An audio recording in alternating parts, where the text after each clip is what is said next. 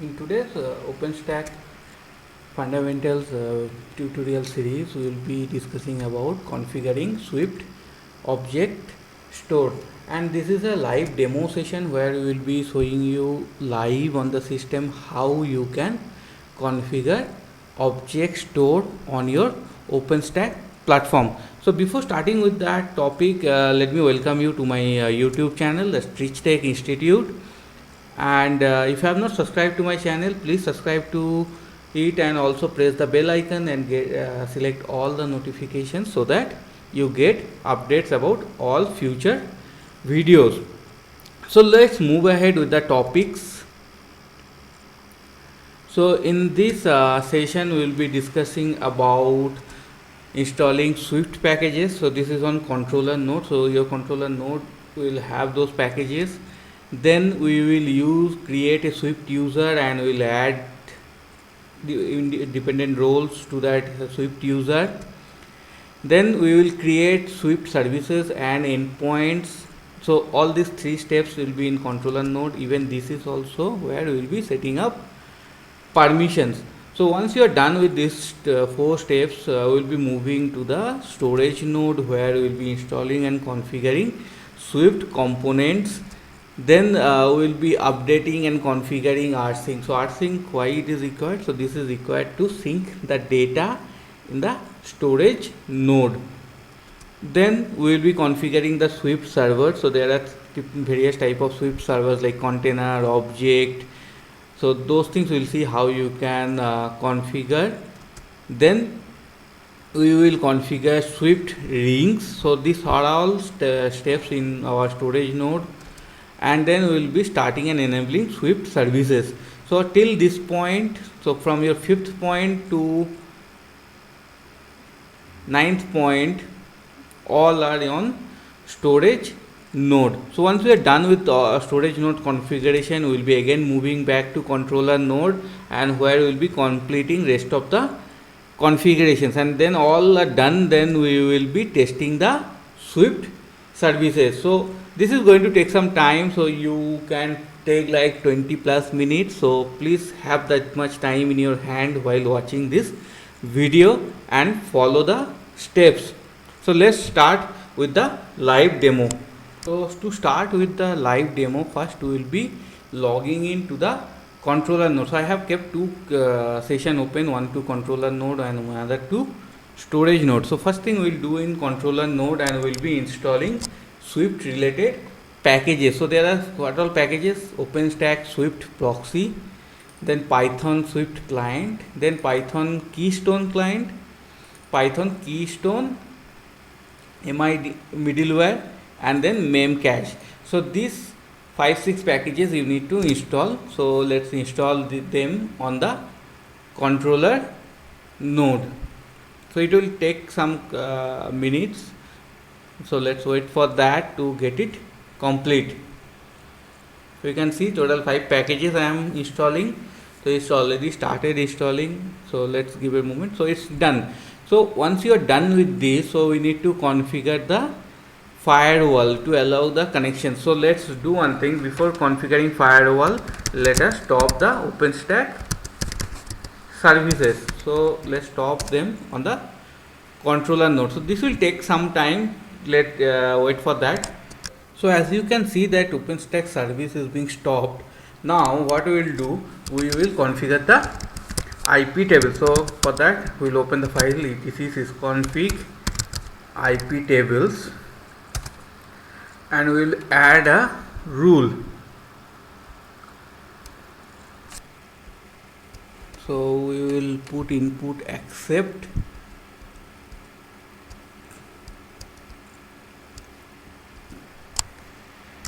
So let's add that. So please keep in mind when you are adding any IP tables rule. So like here I am putting an input rule with accept. So you need to add that rule before your reject starts. So this is the first line where reject is getting started. So you need to add before that. So once you add that and save it, then we will do systemctl restart IP tables to reload the IP tables rule. So let's verify that IP tables -l. So you will see our new rule, whatever we added, that is being added there. So let's find out. Okay, let me do a grep.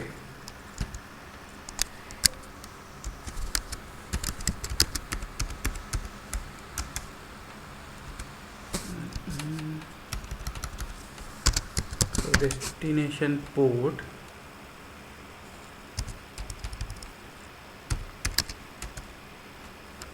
So it is being added. So once you are done with that, then you do OpenStack service start. So if you remember, I stopped the OpenStack services before starting the IP tables rule. So once we are done with that IP tables rules, we will be starting back the OpenStack service. So it will take some time, so a couple of minutes. So wait for that. Don't do anything. Just to wait for the console to come back. So prompt to come back. So let's wait for that. So you can see OpenStack service is started.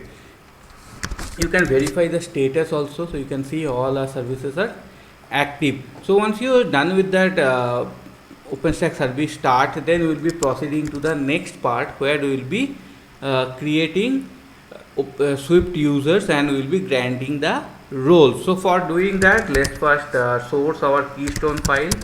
So keystone rc admin. Please remember, you need to source the v3 file so that it will work properly, else it will not work or you may get some error. So source your keystone version 3 file. So let's create a Swift password. So we'll be generating a random password for Swift. So it will generate. Now we will keep this password in stored also, so that in future we can have a reference. So we will be going and we add. So this is the password, it is being generated. So now we will do one thing, we will create our OpenStack Swift user.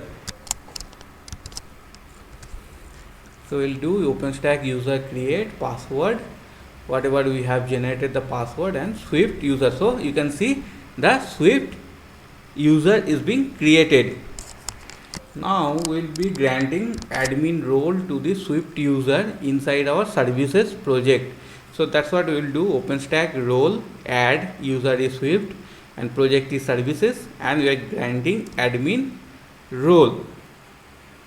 So it's been granted. So let's do OpenStack user list. If you do user list, you will see Swift user. Now we can do OpenStack user show Swift. So you will be seeing Swift user being created. So let's move to the next section. So where we will be creating services and endpoints. So for creating service, command is OpenStack service create -- name Swift, and description is like OpenStack object storage. So it is in object store. So this is the service we are creating. So keep in mind, when you create this service, you should source your keystone version 3 file, else this command will be different for your version 2. So now we will be creating the endpoint. So there will be 3 endpoints. One will be our public, one will be internal, and one will be admin. So there will be 3 endpoints. So you creating endpoint command will be OpenStack endpoint create Swift public. So this is a public domain, and this is the endpoint address, and region is India. So like this you have to run. So for your case, your region may be different. So to get the region, you do easiest thing is keystone rc file. You do the cat. So once you do that, you can see here your region name is like for me India. So in your case, whatever will be that, you have to use that while creating the endpoint, else it will fail. So like this, first let me create the public. Now I'll be creating internal and admin endpoints. So this is for internal endpoints. Now we'll be creating for admin endpoint. So let's create for admin. So all the three endpoints have been created. One is admin, one is your internal, one is your public. So you can verify also. You do OpenStack endpoint list. So you should be able to see the endpoint. So let me see. See here you can see one Swift endpoint, that is internal. Okay, let me do grep with Swift. Swift.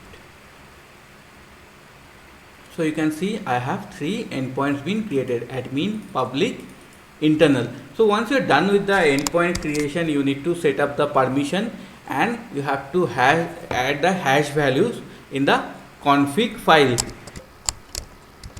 So we are giving ownership to Swift user and Swift group on the directory var log Swift and etc Swift.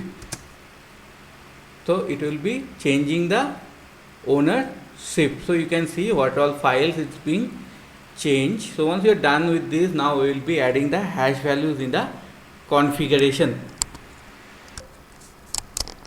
So let me set up that. So we'll be setting up two hash values. One is Swift hash path suffix and Swift hash path prefix. So these two you need to set it up in your controller node once you are done with the permission. So now we'll be setting up the Swift parameters and Swift filters. So to do that, we'll be running some set of commands. So you can see this will setting up the Swift parameters. So like what all I'm putting, like bind port. So we are binding the port 8080 for Swift. Then we are adding the user as Swift user is the default user. Then Swift directory is like etc Swift. Then pipeline, keystone auth, then proxy server, then allow account management, then account auto create. So these are all things we are setting up. So once you are done with this set of commands, you can probably take a screenshot of this for your reference. Then we will be setting up the filters. So let's add the filters.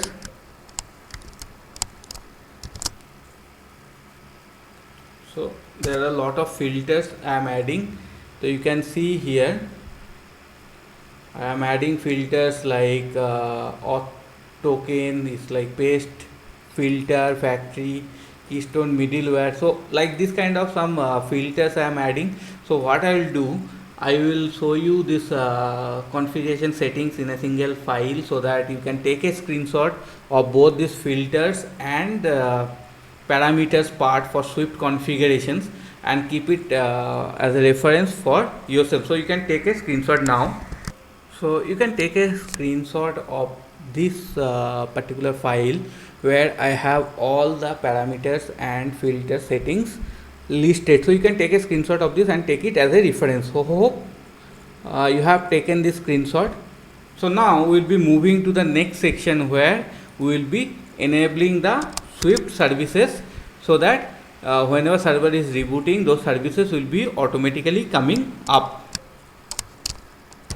So service name is OpenStack Swift Proxy and Memcache. So we will be enabling these two services. We will not start this. Now we will be moving to the storage node and we will be having rest of the configuration done in storage node. Then we will be coming back to our controller node and then we will be, while configuring the rest of the part, then we will be enabling these services. So now let's move to the storage node. So this is my storage node. Now we will be doing installing the packages and all and doing the configuration. So we will be installing packages like XFS procs, rsync, OpenStack Swift account, Swift container, Swift object, OpenStack utils and OpenStack AC Linux. So these all packages we will be installing in our storage node. So let's start the installation.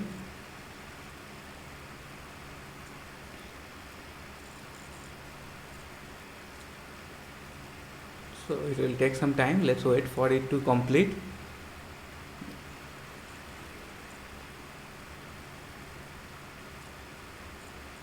So you can see it is being installed. So now what I will do, I will use my new disk, this VDB. I have one 140 GB disk. I will use this disk as a backend store for our Swift storage. So I will create a VG and LV on this VDB. So let's do that. So fdisk/a/vdb and then do new partition primary. So select these things, put 8E. So let's do that. You can see I have created one partition. Now let's do save and then do part pro. Now I'll do VG create Swift open VG and then I'll give /a/vdb1. So it created. Now I'll do lv create hyphen L +100%. So I'll use a full space hyphen L and then hyphen N. So I'll do Swift hyphen LV and then I'll give Swift hyphen VG. Now I will do formatting. So they Swift VG Swift LV. So once we are done with this, now we'll be mounting it into SRV node Swift. So we will create the directory mkdir SRV node Swift and then we'll be mounting it. So let's mount /dev/Swift VG into SRV node Swift just to test it. So you can see it's mounted. You can have a verification. So that's good. So we'll mount it via fs tab. So let's unmount it and add the fs tab entry. So we are adding this in fs tab. Now we will do mount /srv node Swift. So now it has been mounted, so that if next time it reboots also this will get automatically mounted. So now we will configure our rsync service. So here what I am doing, I am adding three options like account, container, object. So I was telling you, right, we will be configuring Swift services. So there will be three types of services: account, container and object. So here we are giving these options like UID Swift, GID Swift, then log file location for rsync, then PID file, what is the address, then account details and all, then container, whatever maximum connections, what is the path, then same thing for object also. So we will add these files. So once we are done with this, then we will be enabling the rsync-d. So systemctl enable rsync-d, and then we will be starting rsync-d. Systemctl start rsync-d. Now we will be checking also systemctl status rsync-d. So you can see rsync is running. Now we will be adding a firewall rules to rsync to work. So etc sysconfig IP tables. So we have input accept rule. So we'll be adding after that. So let's do that. Input accept and destination port accept. So once we're done with this, we will be restarting systemctl restart IP tables. So we have done. So now our IP table rules are also updated in storage node. Now what we will do, we will configure the Swift services servers. So there will be three servers. One is account, one is your object, and one is container. So let's start with that configuration. So first I will be configuring the account server. So to configure the account server, I will be running these commands. Let me go for this thing. So you can take screenshots of this configuration. So because this is lot of configurations will be there, so let's put them. So this will be configuring the account server, so where it will be binding the port, binding the IP, user, directory, then devices, and then health check, and then account replicator, auditor, repeater. So all these things it will configure. So once you're done with the account, then you go with the container. So let's paste that. The container is also done, and then let's do the object.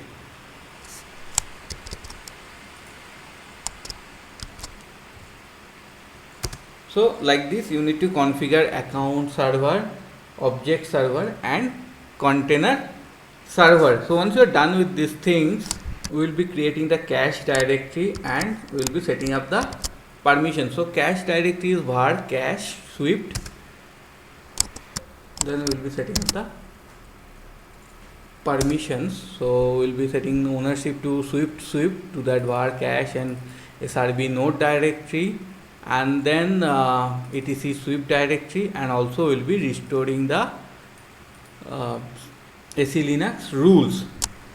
So now we will be creating the swift rings. So let's do that. So it will take some time. So now we are done with creating the swift rings. So now what we will do, we will be copying these rings to the controller node. So the directory for rings are like etc swift, and all the files which has like .gz kind of thing, we will be copying them into controller node in etc swift. So let's copy them. So there will be 3 rings, because that 3 servers we created, right? Account, container, and object. So those 3 rings you can see here are copied. So now our storage node configuration is done. Now what we will do, we will be enabling the Swift related services in storage node, and we will be starting them. So there is a lot of services, so let's start them.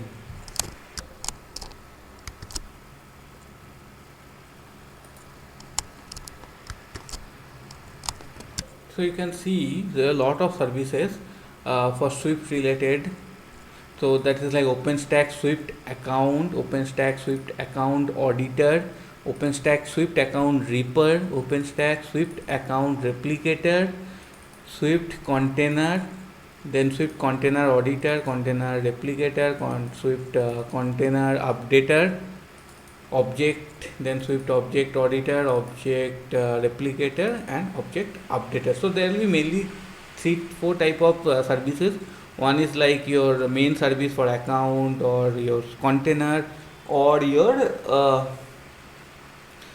object store, and then you have some services, related services like auditor, then reaper, then replicator, updater. So these kind of services are there. So you need to start all these services. So now we have started it. So what we will do, we will be enabling this services. So let's go back to home. Instead of start, we will put enable, so that they get automatically started when server is rebooted. So we are done with our storage node, where we configured all the installed services, we did a proper IP table rules, and then we enable the services, servers, and then configure the rings, copied back those things to controller node, and then finally we start and enable the services. So once we are done with the storage node, we will be again moving back to our controller node, and there we will be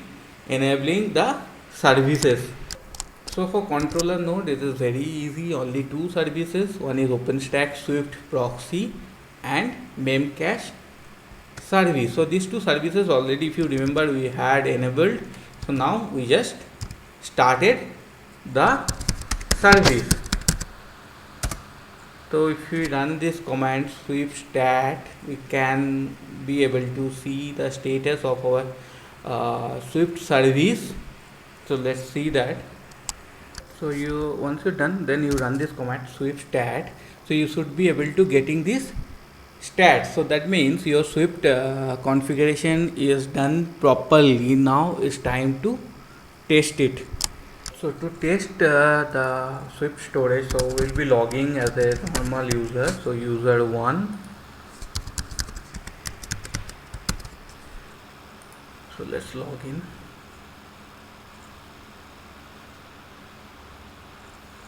So once you log in, now one thing you will see in your Horizon dashboard, you will have this option added, object store. So click on object store and click on containers. So once you go into container, you will not see any container because you didn't create anything. So you click on this plus container sign. So click on this and put anything name like suppose my container. If you want to give it as a public access, you can select this option. I am not selecting this, so let's do create container. So you'll see container created and you'll see here. So once you click on your container name, you will see like this. So now you should be able to use your container. So you do plus folder. Now here you create suppose my folder and you do create. So once you do that, you can see your folder is being created. Now you do, if you want to upload something, click on this upload button, you do browse. So now let me select this file and let me do upload. So you will see your file is been uploaded. You can download, you can view details. So if you do details like whatever is the folder, what is the size and all those things, you will be able to see. So like this, very easily you can configure Swift object store in your OpenStack platform and then enable the service, and it will be then available for the end user to use this as a object stores. They can create their containers and then they can create separate folders inside that and they can upload their files. So in this session, what all things then we discussed, let's revise it once again. We have seen how to install Swift packages on your controller node, then create Swift users and add the role, then create Swift services and endpoints, and then set up the permissions, all these things in your controller node. Then move to the storage node where we will be installing and configuring the Swift component. Then we did update and configure rsync.